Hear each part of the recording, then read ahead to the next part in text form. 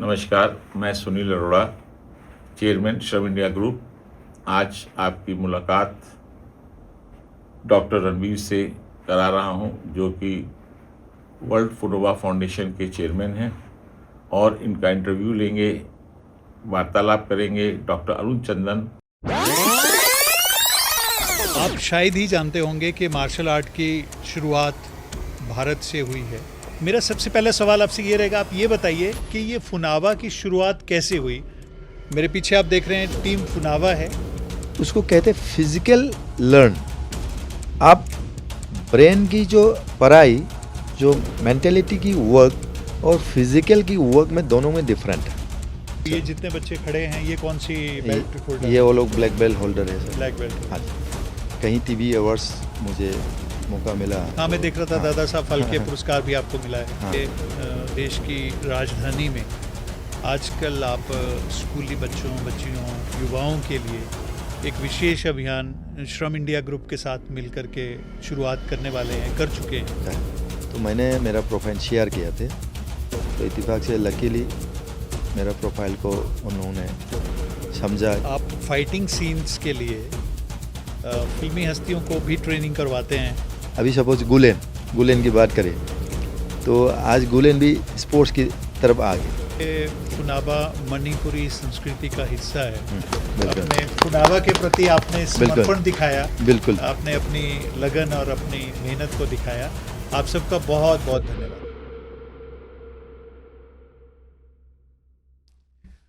दर्शकों नमस्कार।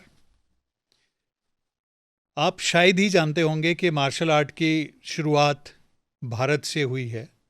अभी तक हम इसे चाइना, जापान या दूसरे एशियन देशों से शुरू हुआ मानते हैं, लेकिन आज हमारे बीच जो इंडियन मार्शल आर्ट का कल्चर है, जिसकी शुरुआत मणिपुर राज्य से हुई, जो नॉर्थ ईस्टर्न स्टेट्स में हमारी एक मुख्य स्टेट है। फुनावा नाम से जो प्रचलित मार्शल आर्ट है, उस पे काम करने वाले एक बेहद मशहूर और बेहद आप ये कह सकते हैं जुझारू युवा से हम आपकी मुलाकात कराएंगे, जिन्होंने फुनावा की शुरुआत की, फुनावा के सांस्कृतिक और कल्चरल रूट्स को ढूंढा। हमारे बीच आज डॉक्टर रणवीर लाइशराम जी हैं, जिनका पूरा जीवन फुनावा को समर्पित है। फुनावा को अंतर्राष्ट्रीय पहचान दिलाने में डॉक्टर रणवीर ने बहुत शिद्दत के साथ, बहुत मेहनत से काम किया है। मेरे पीछे आप देख रहे हैं टीम फुनावा है। ये सारे युवा मणिपुर राज्य के हैं और देश की राजधानी में फिट इंडिया मूवमेंट के साथ या अंतर्राष्ट्रीय योग दिवस में युवाओं को, स्कूली बच्चों को फिट रहने के सूत्र फुनावा के माध्यम से सिखाने का कोशिश कर रहे हैं। और उसके साथ साथ न केवल फिट रहने के सूत्र बता रहे हैं, बल्कि आत्मरक्षा के लिए बच्चों को, महिलाओं को, लड़कियों को, युवाओं को ये गुर भी सिखा रहे हैं। आइए हम मिलकर के स्वागत करते हैं डॉक्टर रणवीर लाइशराम जी का। डॉक्टर साहब, आपका बहुत बहुत स्वागत है आज के इस कार्यक्रम में।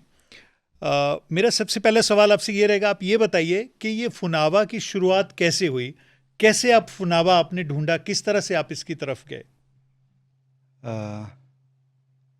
फुनावा एक ऐसा है कि जब हम छोटे उम्र में से, जब परंपरा को लेते हुए हम खेलते हुए आए हुए थे, तब हमने कहीं देशों में से अलग अलग गेम हमने मार्शल आर्ट की करते हुए और कहीं लोगों ने सीखे हैं। लेकिन हमारा भारत की परंपरा की एक छुपा हुआ, माने एक अंदर बहुत पुराना चीज़, इस चीज़ों को आगे मतलब ला नहीं पा रहे। सपोज़ कि कई चीज़ें उगाने में जो टाइम लगते हैं, उसी तरह तो फुनावा जो है एक मणिपुर की एक वर्ड है। तो ये जो वर्ड को लेके हमने इसके ऊपर बहुत ही स्पोर्ट्स की डिसिप्लिन को लेकर बहुत मेहनत की है। उसके बाद आज फुनावा जागरूक हुई है। तो आज अंतर्राष्ट्रीय की लेवल पर बड़े ऊंचाई में फुनावा को रिकग्नाइज हुई है। तो कहीं साल लगे हुए हमने ये फुनावा को तैयारी करना। नहीं, जैसे आप कहते हैं कि फुनाबा मणिपुरी संस्कृति का हिस्सा है, यानी वहाँ के लोगों के जीवन का एक अभिन्न हिस्सा है, उसे थोड़ा बताएं किस तरह से लोग इसका जीवन में, दैनिक जीवन में प्रयोग करते हैं। अगर इस तरह कहेंगे तो एक हर अपने वहाँ की जो विलेजेस है, हर जगह पर ये हम खेला जाता था। एक तो सबसे पहले हम लोग परंपरा को लेके, एक तो हमारा वहाँ लाहराउबा करके एक हर विलेजेस में हम मानते हैं, पूजा करते हैं। तो वहाँ पर उस फेस्टिवल में खेला जाता था कि मुंगना जो है एक दूसरे से एक लगा हुआ है कि इनको गिरा के पॉइंट लेना, और इस परंपरा से शुरुआत होती थी कि एक चाइनाबा, और ये चाइनाबा जो वर्ड है बहुत पुराना वर्ड है, और ये इस तरह कई चीज़ों में हम फेस्टिवल में इसको प्रेजेंट करते थे।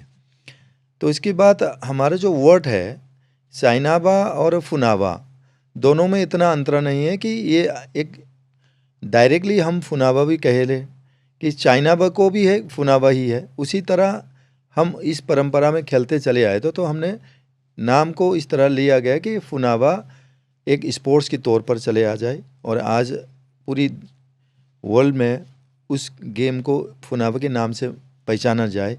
तो इस हिसाब से हमने फुनाबा को इस प्रकार में लेकर आए।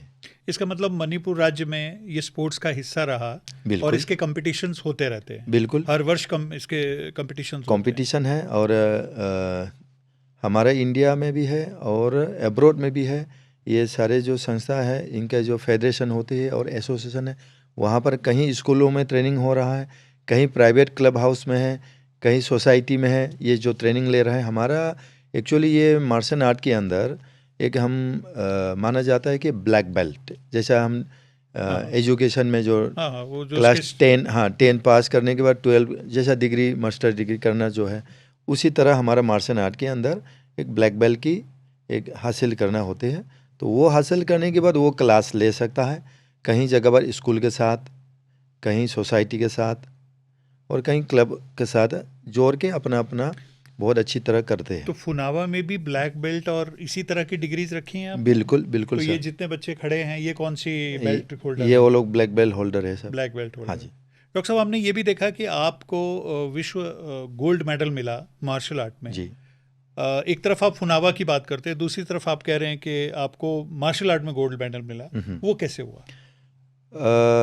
मैं तो फुनावा की तरफ से, जैसा विश्व के वर्ल्ड के जब हर कंट्री के अलग अलग जो मार्शल आर्ट आते हैं, तो वो मार्शल आर्ट के बीच में हम फुनावा की रिप्रेजेंट किए, तो उसकी तौर से मुझे इंटरनेशनल गोल्ड मेडलिस्ट की मिला हुआ। तो ये लगभग कितने वर्ष पहले हुआ ये? सर ये 1990 की लगभग है। दर्शकों, आप डॉक्टर रणवीर की आयु से अंदाज़ा नहीं लगा सकेंगे। क्या अंदाज़ा लगा सकते हैं कि इनकी उम्र कितनी है? नहीं लगा पाएंगे। आप बताइए सर। नहीं लगा पाएंगे। मैं जब पहली बार इनसे मिला था, मुझे इनकी आयु का अंदाज़ा नहीं हुआ था, लेकिन जब मुझे पता लगा ये 50+ हैं, मुझे जान के आश्चर्य हुआ। वो शायद फुनावा का ही एक विशेषता मैं कहूँगा कि ये इतने युवा दिखते हैं और इतने युवा साथियों को साथ लगा के ये काम कर रहे हैं। आपकी अच्छी बात है। डॉक्टर साहब, एक अमेरिका की विश्वविद्यालय ने आपको मानद PhD की उपाधि भी दी, आप डॉक्टर बन गए फुनावा के। वो कैसे हुआ? मतलब विश्वविद्यालय ने कब आपको मानद उपाधि दी? स्पोर्ट्स की बायोडाटा जो प्रोफाइल कलेक्ट हुए थे, एक लकीली मुझे बम्बई में 2005 की उस वक्त एक मेरा मित्र ने कहा कि रणवीर सर, ऐसा एक हमारा इंडिया के अंदर और महाराष्ट्र में स्पोर्ट्स से लेके कहीं रिलेटेड अवार्डी होने वाला है, इसमें डॉक्टरेट अवार्डी होगी, तो आपकी एक बार प्रोफाइल दीजिएगा कि हम आपको कहीं दिलों से जानते हैं, तो कुछ आप आगे बढ़े तो बहुत अच्छा है। तो मैंने मेरा प्रोफाइल शेयर किया थे, तो इत्तेफाक से लकीली मेरा प्रोफाइल को उन्होंने समझा कि ये ठीक तो इस हिसाब से मुझे उस सौभाग्य मिला हमें ये भी पता चला कि आप फाइटिंग सीन्स के लिए फिल्मी हस्तियों को भी ट्रेनिंग करवाते हैं, वो भी बिल्कुल। आपकी नियमित प्रक्रिया चलती है। बिल्कुल। वो इंटरेस्टिंग किस्से भी ज़रा थोड़े बताइए, दर्शकों को अच्छा लगे। लकीली ये है कि मैं ऐसा तो डॉक्टर साहब मैं महाराष्ट्र बम्बई में रहा तो मोस्टली 32 ईयर्स हो गया होगा। तो कहीं टीवी अवार्ड्स मुझे मौका मिला। हाँ, मैं तो देख रहा था दादा साहब फाल्के पुरस्कार भी आपको मिला है। हाँ, और सोनी टीवी और स्टार प्लस अवार्ड ही मिला।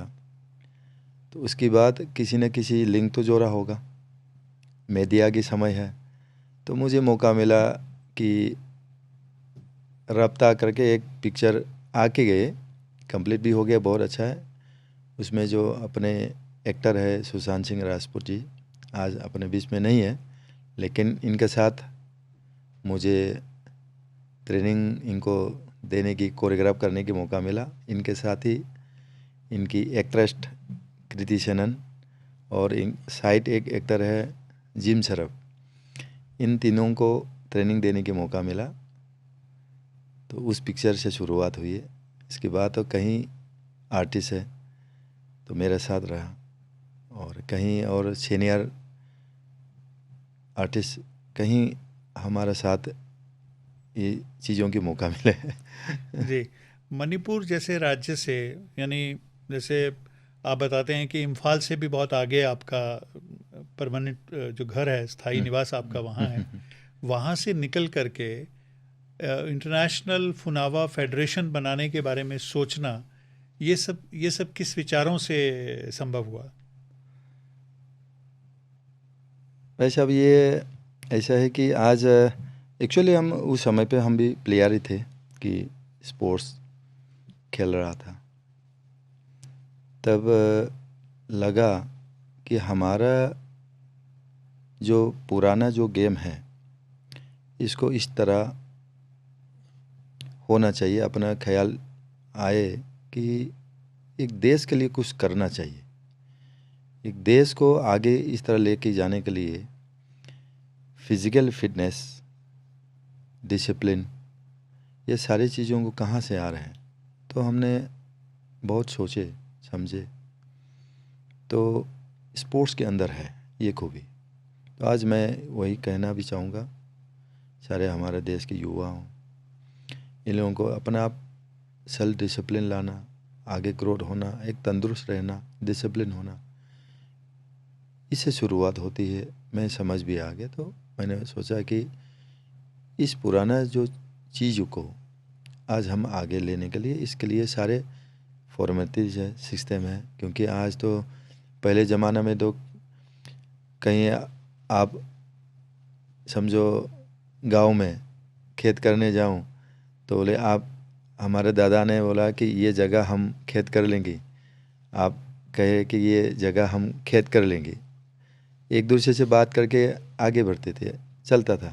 तो अभी ज़माना ऐसा आगे बढ़ते चले आए तो इस चीज़ों में नहीं रहा कि आप रिकग्नाइज रजिस्टर, तो ये रजिस्टर के फॉर्म में आ गया। तो इसमें इस चीज़ों को भी रजिस्टर के फॉर्म में आना पड़ा। आज पूरी पृथ्वी बड़े तेज में आगे बढ़ रही है, तो उस हिसाब से स्पोर्ट्स का भी आज स्पोर्ट्स साइंस, मेडिसिन, ये सारे चीज़ों जो है इसी तरह दौड़ते आए ना। तो हमारा जो परंपरा की जो आर्ट, जब हम गांव में एक छोटा सा लकड़ी लेके इसको दबा के जैसे मार के खेलते थे, है ना, तो वो चीज़ अभी सपोज गुलेन की बात करें तो आज गुलेन भी स्पोर्ट्स की तरफ आ गए। निशानाबाजी, आर्चरी क्या करते थे, एक हिफाजत के लिए भी यूज़ करते थे। तो तलवारबाजी जो है एक्चुअली हमारा देश के लिए राजा महाराजों के समय पे एक हिफाजत के तौर पे, अपने बचाव के तौर पर क्या करते थे। तो आज उस चीज़ों को भी लेकर स्पोर्ट के दौर पे आ गए। तो इसी तरह सारे चीज़ इसे बदलाव आने के कारण से हमने फुनावा की जो वर्ड है, जो मणिपुरी जो लैंग्वेज है, इसको लेते हुए हमने रजिस्टर मांगे। तब कई साल लगा हमने इसको रजिस्टर लेने के लिए। तो ये 2017 में हमको रजिस्टर की अनुमति मिल गया 2017 में। उसके बाद international game federation, international school game federation, सारे चीज़ों में हमने मान्यता के लिए अप्लाई करी। इसके बाद अभी हम वर्ल्ड में 45 कंट्री एक्सेप्ट है इस गेम को लेके। बहुत अच्छा। उसके अंदर हमारा हिंदुस्तान तो है ही, क्योंकि हम यहाँ के मूल हैं। तो हिंदुस्तान में भी रजिस्टर की आवश्यकता। रजिस्टर कंप्लीट होने के बाद हमने सरकार के साथ, सरकार की योजना कहीं आए हैं। अभी बेटी बचाओ बेटी पढ़ाओ हमारा प्राइम मिनिस्टर की जो योजना है, इसके तौर पर भी हमने ये फुनाबा मार्शल आर्ट को लेकर बेटियों के लिए और युवाओं के लिए हमने ट्रेनिंग शुरू की और इन लोगों ने हमको सहयोग दिए और मौका दिए। और कई राज्यों में हमारा फुनाबा मार्शल आर्ट की ट्रेनिंग कई जगहों में चल रहा है। और तब हमने फिट इंडिया, जब हमारा प्राइम मिनिस्टर ने जब इनॉग्रेट किए, तब हम इसमें पार्टिसिपेट थे। हमारा पूरा फुनाबा की टीम उसी में भी, हमने इनॉग्रेशन के दिन में भी हम पूरी टीम ही थी जी। मैं खुद उसी में भी थे। बहुत अच्छा। अब से हमने भी एक मांग किए, तो हमारा फुनाबा मार्शल आर्ट को भी फिट इंडिया की एक प्राप्त मिली है। तो आज हमारा और तेज भरे है कि हमारा हिंदुस्तान की युवाओं को, महिलाओं को और हमारा सीनियर सिटीजन गुजरों को भी फिट रहने के लिए हमने फिट इंडिया से और जोड़ी है। इस तरह चलते आए साहब। बहुत बढ़िया। भारत इस समय विश्व गुरु बनने की तरफ अग्रसर है। माननीय प्रधानमंत्री जी श्री नरेंद्र मोदी जी के नेतृत्व में आजकल तो हमारे देश में अमृतकाल चल रहा है और हम विकसित भारत बनने की तरफ आगे बढ़ रहे हैं। अंतर्राष्ट्रीय योग दिवस मना रहे हैं पूरी दुनिया को। हमारे देश ने योग, माननीय प्रधानमंत्री जी ने योग करना सिखा दिया। एक सुखद अनुभूति है कि फुनावा मणिपुर जैसे राज्य से वहाँ की एक लोक खेल के रूप में निकलता है और 45 देशों में मान्यता बनाता है और इसकी एक वर्ल्ड फेमस, एक वर्ल्ड फेडरेशन बनती है। मुझे लगता है कि आपकी जितनी प्रशंसा की जाए उतनी प्रशंसा कम है। थोड़ा सा अपने परिवार के बारे में बताइए कि आपके परिवार में कौन कौन है और आपको समय कैसे मिलता है इतने सारे काम एक साथ करने के लिए। डॉक्टर साहब, इसमें तो जब परिवार हो और गांव वाले हो, ये तो पागल ही हो गए। जब नहीं बनते हैं, जब तक कुछ नहीं होता, तो पागल ही बनना पड़ते हैं। तो पागल हुए तब कुछ तो दिख जाता है। तो ये कहावत है कि परिवार छोटा है। अभी मम्मी पापा तो नहीं रहा है और मेरा वाइफ है, गुजराती है। अच्छा। हाँ, गुजराती है। बहुत गुजराती होना तो आजकल बहुत ज़रूरी है। गुजराती हैं और बहुत सपोर्ट करते हैं। एक बच्चे हैं और मेरे पूरे परिवार में मामा और मेरा मामी सभी हम मणिपुर में सब हैं और हमारा रिलेटिव बहुत अच्छी बड़े हैं और सारे लोग सपोर्ट करते हैं। करना चाहिए कि एक देश को लेकर आप इस कदम पे चल रहे हैं, आगे बढ़ो। बहुत बढ़िया। तो इसके कारण डॉक्टर साहब एक चीज़ आप हमें बताइए कि हमें जैसे पता चला कि देश की राजधानी में आजकल आप स्कूली बच्चों, बच्चियों, युवाओं के लिए एक विशेष अभियान श्रम इंडिया ग्रुप के साथ मिलकर के शुरुआत करने वाले हैं, कर चुके हैं। आज मुझे ये भी पता चला कि श्रीमान सुनील अरोड़ा जी ने आपको अपना दत्तक पुत्र भी बना लिया है। तो वो योजना क्या है? मतलब श्रम इंडिया ग्रुप के साथ आप क्या काम करेंगे, किस तरह से करेंगे, कैसे, आपकी योजना क्या है उस विषय में? श्रम इंडिया बहुत ही अच्छे एक आने वाले पीढ़ी की सोच कर अयोध्या के साथ आपकी इस कंपनी की मालिक जो हमारा जो अनिल अरोड़ा भाई साहब, इनने मुझे फुनावा मार्शल आर्ट के बारे में समझने के बाद और मुझे इनके साथ मुलाकात होने के बाद तो ऐसा प्रयास इनका मिला है कि इनकी पूरी हाथ है कि पूरी दिल्ली एनसीआर को, हमारे यहाँ के युवाओं को भी पूरा इस आर्ट को लेकर बहुत ही अच्छे समाज में कैसे आगे बढ़ना चाहिए, इसके लिए इन्हें पूरी सपोर्ट सहयोग की है। और एक तो बहुत अच्छी बात है कि हरिद्वार में हमारा ट्रेनिंग सेंटर भी इन्हें दिया है। अच्छा, शुरुआत कर दी है। हाँ, ओह, तो उसमें देश और विदेश में से कोई भी अगर फुनावा मार्शल आर्ट अगर कोर्स करना चाहे तो हमारे पास पूरा सुविधा है। जो स्टूडेंट के तौर पर कोर्स बनने के लिए तौर पर जब आएंगे तो इनको रहने की, खाने की सब व्यवस्था है। वहाँ ट्रेनिंग सेंटर के लिए सारे व्यवस्था है, सारे इक्विपमेंट्स है, ट्रेनिंग सेंटर्स है, बहुत अच्छा तैयारी किया है। तो ये तो बहुत हमारे देश के लिए गर्व की बात है जी। तो एक युवा को, चाहे वो मणिपुर का हो या किसी और राज्य का हो, कितने दिन में फुनोवा का आप उसको ब्लैक बेल्ट होल्डर बना देते हैं? कितना समय उसको ट्रेनिंग की ज़रूरत पड़ती है? ये ड्यूरेशन हमारा जो कोर्स की कंप्लीट अलग अलग हिस्सा से रहते हैं दिशा जी। ये जो नॉर्मली एक आम यूथ अगर आते हैं तो इसके लिए समय लग जाते हैं।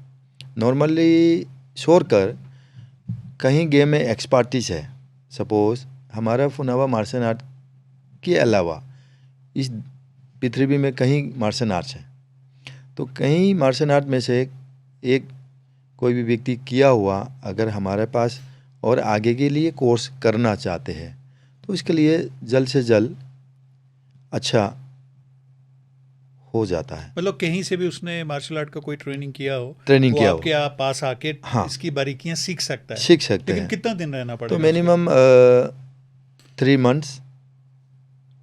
और यहाँ अपना फुनावा के अंदर एक और बहुत अच्छी बात है कि हम उसको बारीक से बारीक कि एक स्पोर्ट्स की एक कोर्स बनने के लिए इसके अंदर क्वालिटी जो है ऐसा होना है कि इनको एक प्रैक्टिकल और इनकी वो सब ट्रिक्स सीखने पड़ेंगे। ट्रिक्स सीखना पड़ते हैं। तो ये आपकी जो स्कूल में जाके अपने बच्चों को, जो स्कूल की जो बच्चे लोग को ट्रेनिंग देने के लिए आपको थियोरी और प्रैक्टिकल दोनों की आवश्यकता है। तो हम लोग इस ट्रेनिंग सेंटर पर सारी चीज़ सिखाया जाता है और ट्रेनिंग दिया जाएगा। सो इसका मतलब आपका जवाब ये हो गया कि ये ड्यूरेशन ट्रेनिंग का आप व्यक्ति की स्किल, योग्यता और उसके अनुभव को देख के डिसाइड करेंगे। हाँ, कोई व्यक्ति 3 महीने में भी सीख सकता है, कोई 1 में भी सीख सकता है। हाँ, यानी ज़रूरत के मुताबिक। ज़रूरत के मुताबिक। और नॉर्मल व्यक्ति अगर शुरुआत से कुछ नहीं आते हैं तो मिनिमम 6 मंथ, 1 ईयर्स, हाँ, ये तो हाँ ड्यूरेशन है। क्योंकि इनके फिजिकल को डेवलप करना, इनकी डाइट से लेके टाइम टेबल एवरीथिंग इनको वहाँ आने के लिए। मैंने देखा है आपके परफॉर्मेंसेस में जब आप दिखाते हो, अभी एक हम पार्क में आपका हमने कार्यक्रम देखा था, तो ऐसे में क्या होता है कि क्योंकि आप बहुत ही चमत्कारी दृश्य करते हैं, एक्सरसाइज करते हैं, ट्रिक्स दिखाते हैं, ऐसे में एक्सीडेंट्स भी हो जाते हैं। कई बार देखा गया है कि गिरने से या मतलब काफ़ी रिस्क भी इसमें रहता है। उस विषय में क्या विचार है आपके? उसको कैसे ओवरकम किया जाता है? हाँ, रिस्क तो बहुत रिस्क है, क्योंकि ये जो फुनावा आज इस दौर पर है, जो कहीं मार्शल आर्ट हैं वहाँ हाथ पैर से खेला जाते हैं, एक कहीं मार्शल आर्ट है तलवारबाजी से खेला जाते हैं, कहीं मार्शल आर्ट है इनमें लाठी खेला जाता है। लेकिन हमारा यहाँ पर एक ये है कि एक मैसेज के साथ है, जितना भी 10, 15, 20 टीम जो है उसको एक ही ऊपर चढ़ के बैलेंसिंग को क्रिएट करके ऊपर वालों को विनिंग बनाते हैं, मतलब बैलेंस कंप्लीट करते हैं। तो उसमें एक मैसेज आता है कि लोगों को एकता। तो एकता से क्या होता है कि अपने को एक कॉन्फिडेंस, एक दूसरे की सहारे से ज़िंदगी ज़रूरत है, ये मैसेज आता है कि बच्चों को कलेक्टिव होना। हाँ एक्टिव होना। और इसके अंदर एक कॉन्सेंट्रेट बच्चों के लिए बहुत अच्छी चीज़ है।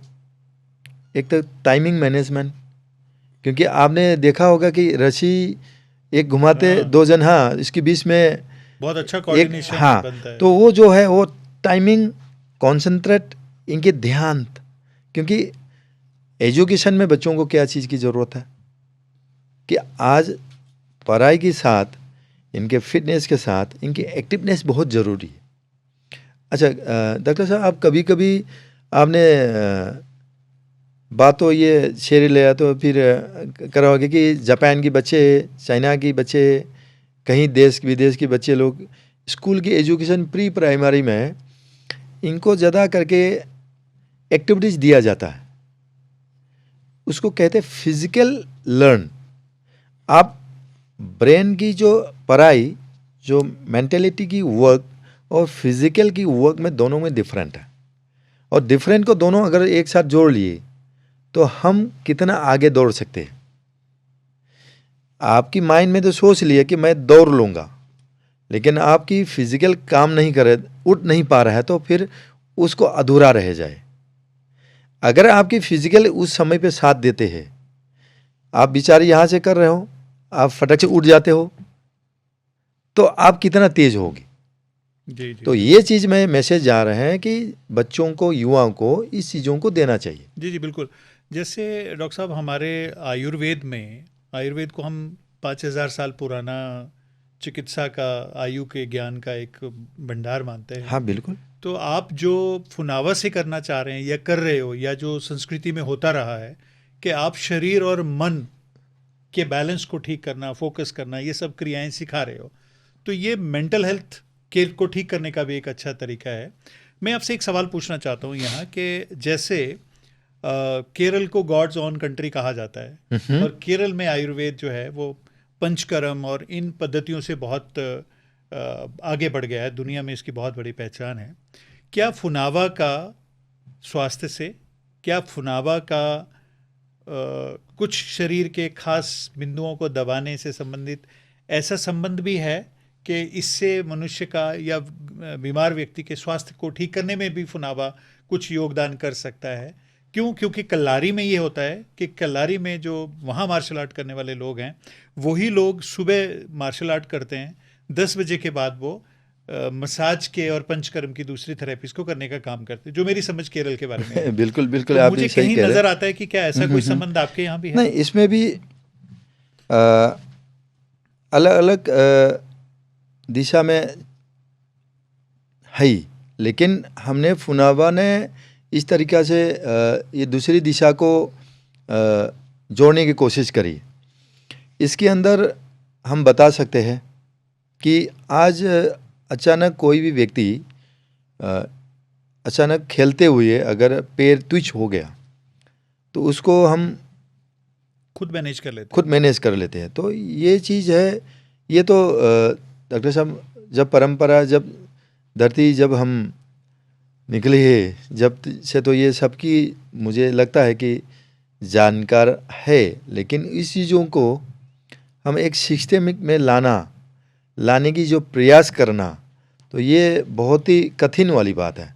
तो ये आपकी जो पॉइंट पे मैं जोड़ना चाहूँ, तो एक हमारा मणिपुर में एक तो ज़्यादा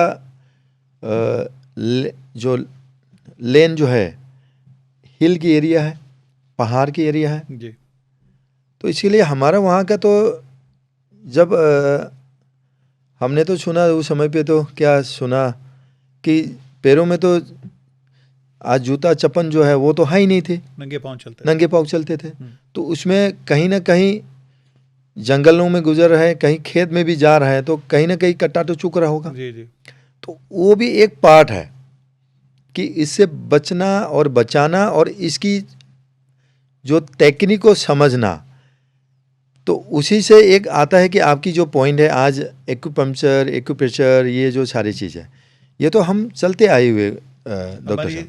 हाँ, संस्कृति क्योंकि का हिस्सा कहीं है। हाँ कहीं बीमार कहीं तकलीफ, अभी समझो मुझे सर दर्द है, हम्म, तो सर दर्द तो कौन सा पॉइंट थोड़े देर तक दबाने से मुझे दवाई की आवश्यकता नहीं है। जी तो ऐसा चीज़ों हैं, कहीं समझो उल्टी आने लगा तो उसको कौन सा हिसाब में पॉइंट थोड़े देर तक दबा के पकड़ के रखने से उल्टी को कैसे कंट्रोल करें। हाँ, तो इसका मतलब संबंध हाँ, है, संबंध है, संबंध संबंध है, है। स्वास्थ्य से तो संबंध है। ये आज की जनरेशन के हिसाब से तो रिसर्च माने उसके अंदर डीपली जाना, तो ये हमारा कोशिश है कि हम फुनावा आगे विचार है कि सारी चीज़ों को लेकर बहुत अच्छी से अच्छे हमारे ह्यूमन की तौर पर तो इसको डेवलप करना। देश के बेटियों के लिए, युवाओं के लिए आप क्या संदेश देना चाहेंगे? अपने देश के लिए, युवाओं के लिए डॉक्टर साहब ये है, आज जितना हमारा युवाओं को एक तो सेल्फ डिसिप्लिन होना, एक परंपरा की अपनी जो व्यवहारिक है, एक घर पे बड़े बुजुर्ग इनको प्रणाम करना और माता पिता प्रणाम करना, ये संस्कृत को छोड़ना नहीं चाहिए। उसके साथ अपने खेल को, जितना कसरत को, जितना शरीर को खेले, उससे आपकी जीवन में बहुत अच्छे लाभ मिले। जी क्योंकि अभी जब तो डॉक्टर साहब खेत में जाने वाला लोग आज खेती में जो काम कर रहे हैं, इनकी शरीर और डिसिप्लिन देखिए। जी अपने शरीर को बहुत ज़रूरत है। आप डिसिप्लिन। खेत में नहीं जा रहे हैं, कोई बात नहीं, लेकिन कम से कम आप दौड़ तो सकता है, आप कुछ तो खेल सकते हैं। ऐसा ज़रूरी नहीं कि ये गेम मुझे जम रहा है, ये गेम मुझे नहीं जम रहा है। जो आपको जो अच्छा लगता है वो करना चाहिए शरीर के लिए। और देश के लिए बात करें तो क्या एक इससे एक प्राप्त होता है कि आपकी डिसिप्लिन, मेन डिसिप्लिन है। हम कंट्री को एक सुधारने के लिए डिसिप्लिन होना बहुत ज़रूरी है। एक दूसरे से दूसरे एक सम्मान देना बहुत ज़रूरी है। जी तो ये कहना चाहूँगा मैं सभी जी से। जी, तो आपका बहुत धन्यवाद। दर्शकों, आपने देखा कि किस तरह से फुनावा जो है वो आपको यंग रख सकता है, आपको ज़्यादा उम्र से कम उम्र दिखने में मदद कर सकता है। जैसे डॉक्टर रणवीर जी 50 प्लस के होके भी अभी 30 के ही दिखते हैं। तो बहुत बहुत धन्यवाद आपका, और ख़ास करके टीम फुनावा का, जिन्होंने पूरी चर्चा के दौरान जो यहाँ पे खड़े रहे और बिल्कुल। अपने फुनावा के प्रति आपने समर्पण दिखाया, बिल्कुल। आपने अपनी लगन और अपनी मेहनत को दिखाया। आप सबका बहुत बहुत धन्यवाद। नमस्कार।